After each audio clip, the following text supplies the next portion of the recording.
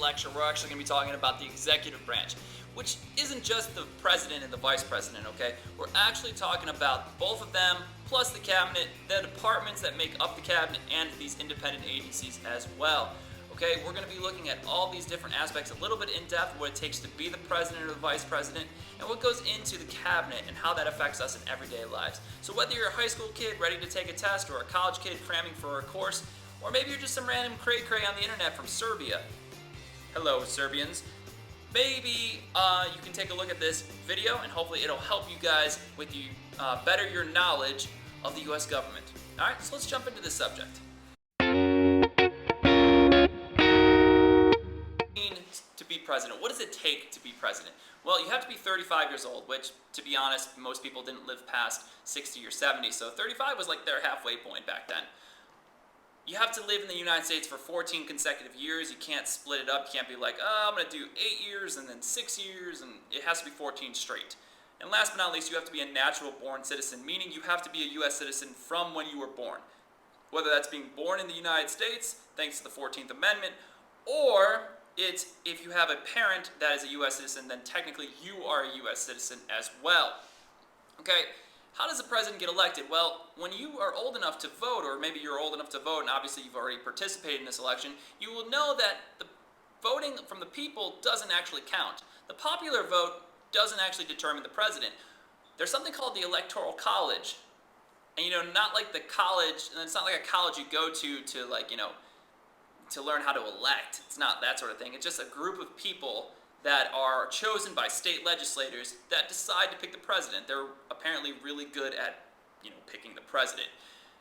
That being said, the popular vote has determined the correct president for 40 out of the 44 presidents, the most recent obviously being in 2000, with the whole I demand a recount and Al Gore versus George Bush and all that fun stuff of the 2000 election. The Electoral College was 538 votes, which 535 from Congress, and then the 3 from the District of Columbia. To kind of get this majority, you need to win 270, so anytime you go on like CNN or Fox News and they do like the who's higher chart, the number to get is 270, because 270 is a majority of 538. So the president serves 4-year terms. There's only 2. It was kind of a tradition under Washington, and it wasn't really a law, but then FDR kind of messed that all up. He served 4 terms. He died during his 4th term, and after that, it became a constitutional amendment, number 22, that it had to be only 2-year terms. So you'd think that maybe the president can only serve 8-year terms, but there's actually a way for a president to be president for 10 years, and that's if a vice president comes for 2 years. He can serve 2 years, he or she can serve 2 years, and then be reelected twice, giving them 10 years total. But that's very rare, hasn't happened since the 22nd Amendment has been put in place. The 25th Amendment is a line of succession. Now, when the president dies, which has happened 8 times throughout our nation's history, the vice president fulfills the role of president and kind of like jumps him up to president. What happens then is that the vice president would then elect their own new vice president, and so on and so forth. But let's say that the president and the vice president are both traveling in an airplane, the plane crashes, oh no, they're both dead. What happens now? Well, what happens is that the Speaker of the House, the head of the House of Representatives, they become president. Okay, there's this line of succession which basically gives this list of people from, goes from the president all the way down to the Secretary of Homeland Security.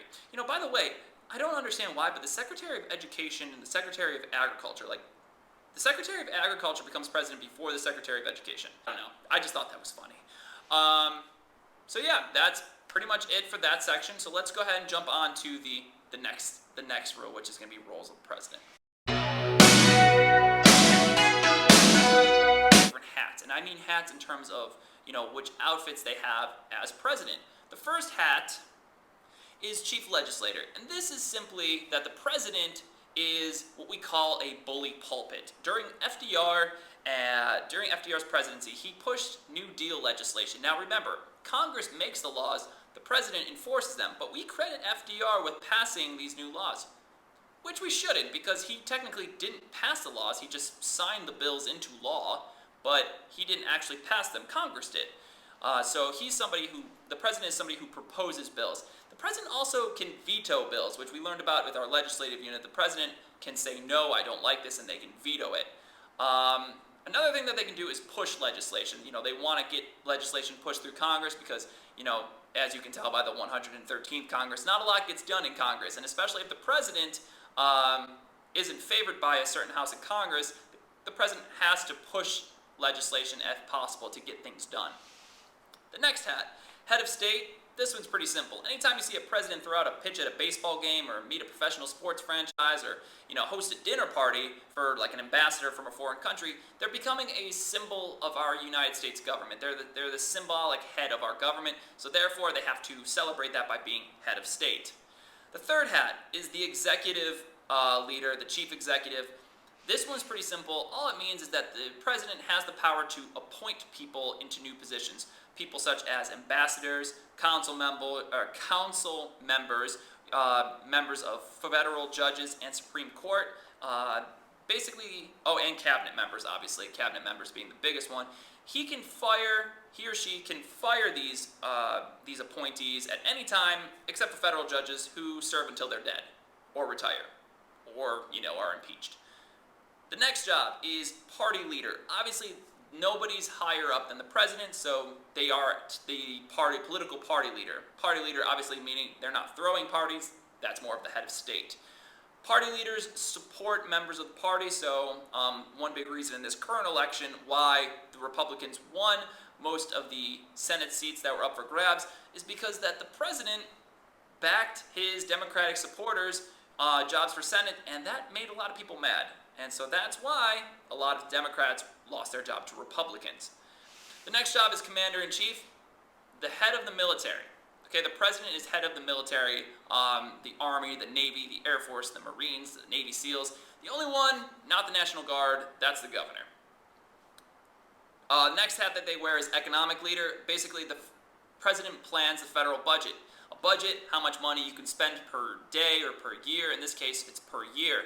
The president has to go on and deliver the State of the Union address in January, tell people in Congress how much they plan on spending. Okay?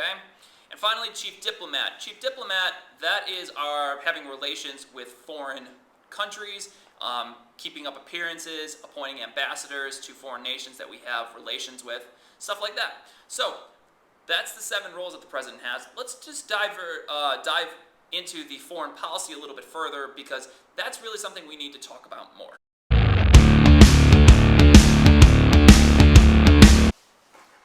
Let's talk about the cabinet.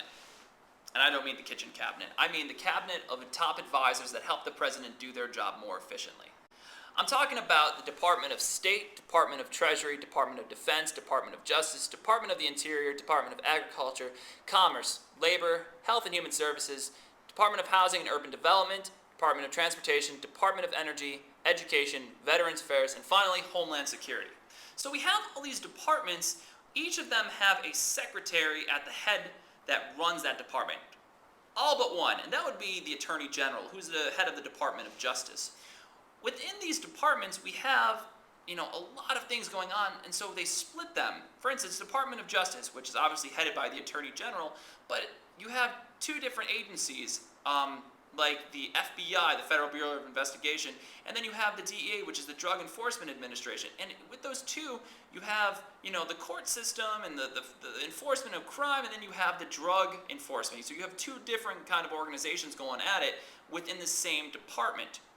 Independent agencies are up next. And independent agencies are separate from the cabinet, but still a part of the executive branch.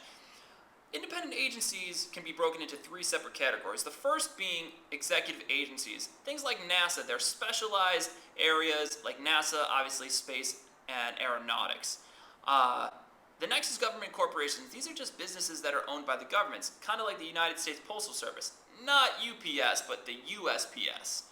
Okay, and then finally, regulatory commissions. We're talking about things like the FCC that they make rules to protect the public good, hence why we can't hear Nicki Minaj's uncut Anaconda on the radio. Thank you. Next thing we're going to talk about is government workers. Government workers are, anybody that works for the government, like yours truly. most government employees have to take a test to get the job that they have. Okay, 90% of government workers are civil service workers.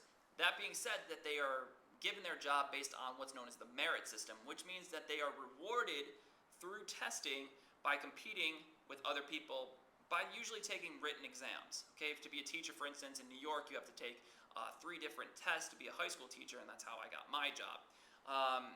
Before that, before 1883, when the merit system came through, there was something called the spoil system, and basically, it's kind of like being spoiled. You're given something you don't deserve, and the president used to give jobs to their political supporters and their friends, people that weren't really cut out for the job, but reap the benefits, or as you say, to the victor goes the spoils. So that's it, guys. Thank you so much for checking in this week. I know that we've had a couple week break on videos. I'll try not to do that again. I know you guys miss me too much. But next up will be the judicial branch. Thanks for stopping by.